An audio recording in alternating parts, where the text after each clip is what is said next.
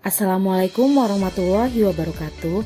Hari ini kita akan membahas materi bab 8 mengenai lembaga keuangan dengan kompetensi dasar 3.9 memahami lembaga keuangan, 4.9 mengklasifikasi berbagai lembaga keuangan milik pemerintah dan swasta sesuai perkembangannya. Nah, tujuan pembelajaran kita hari ini, setelah mengikuti proses pembelajaran, siswa diharapkan dapat mengetahui lembaga keuangan dan dapat mengklasifikasikan berbagai lembaga keuangan milik pemerintah dan swasta sesuai perkembangannya.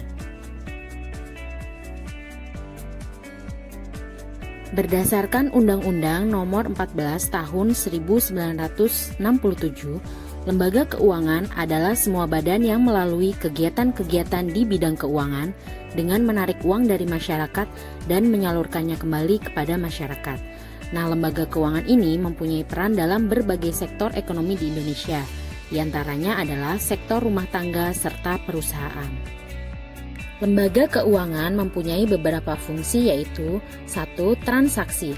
Lembaga keuangan berfungsi sebagai lembaga yang menyediakan transaksi keuangan sehingga dapat mempermudah penyelesaian transaksi keuangan dalam masyarakat. Misalnya, jasa transfer, pengiriman uang dari dalam negeri maupun luar negeri. Dengan demikian, masyarakat bisa menghemat waktu dan tenaga untuk masalah transaksi. Kedua, realokasi pendapatan.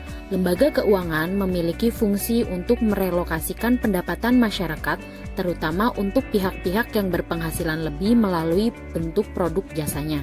Dengan kata lain, pendapatan yang diterima masyarakat bisa disimpan oleh lembaga keuangan yang nantinya bisa digunakan untuk masa yang akan datang dalam memenuhi kebutuhannya.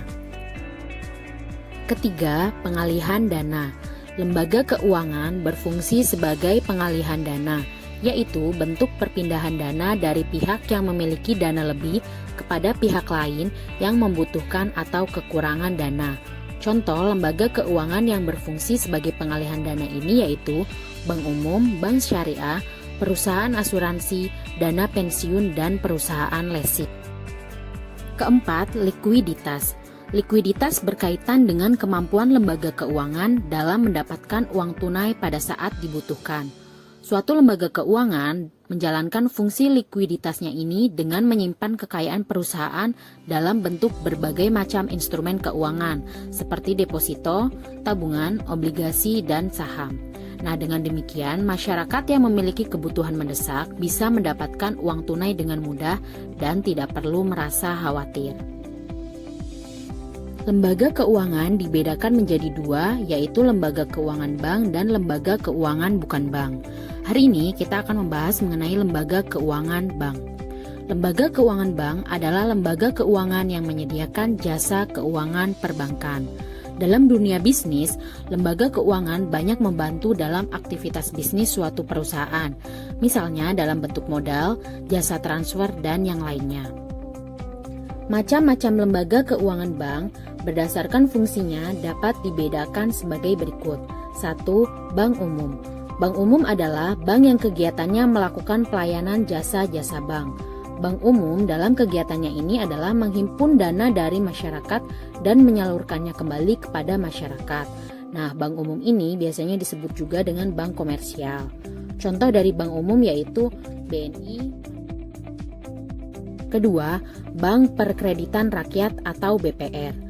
BPR ini adalah jenis bank yang kegiatannya memberikan pelayanan dalam bentuk jasa keuangan di daerah-daerah pedesaan dan khususnya masyarakat yang membutuhkan dana untuk kegiatan UMKM. Nah, contoh dari BPR ini yaitu BPR Supra, BPR Sentral Niaga, BPR Ramaganda, dan yang lainnya. Ketiga, Bank Sentral. Bank sentral merupakan bank yang memiliki peran sentral dalam dunia perbankan di suatu negara, khususnya di Indonesia. Bank sentral berperan untuk menciptakan dan memelihara kestabilan nilai tukar rupiah. Bank sentral juga memiliki wewenang untuk mengeluarkan kebijakan moneter, mengatur devisa negara, dan melakukan pengawasan terhadap bank. Nah, contoh dari bank sentral ini yaitu adalah Bank Indonesia. Cukup sekian pembahasan mengenai lembaga keuangan dan lembaga keuangan bank.